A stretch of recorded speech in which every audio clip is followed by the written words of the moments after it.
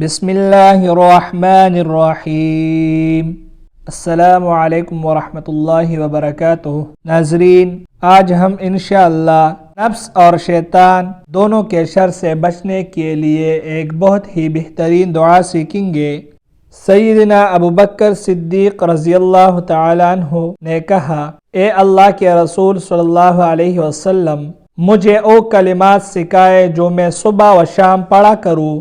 تو آپ صلی اللہ علیہ وسلم نے فرمایا، اے ابو بکر، کہیے اللہم عالم الغیب والشہادہ فاطر السماوات والارض رب کل شیء وملیکہ اشہد ان لا الہ الا انت اعوذ بک من شر نفسی ومن شر الشیطان وشرکہ وأن أقترف على نفسي سوءا أو أجره إلى مسلم اللهم عالم الغيب والشهادة فاطر السماوات والأرض رب كل شيء ومليكه أشهد أن لا إله إلا أنت أعوذ بك من شر نفسي ومن شر الشيطان وشركه وأن أقترف على نفسي سوءا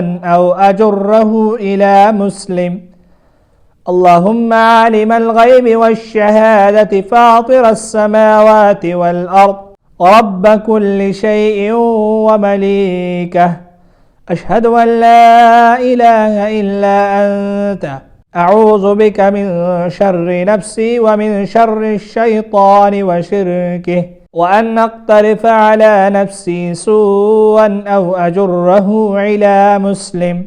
اے اللہ جاننے والے غیب اور حاضر کے، پیدا کرنے والے آسمانوں اور زمین کے، رب ہر چیز کے اور اس کے مالک، میں گواہی دیتا ہوں کہ نہیں ہے کوئی معبود سوائے تیرے۔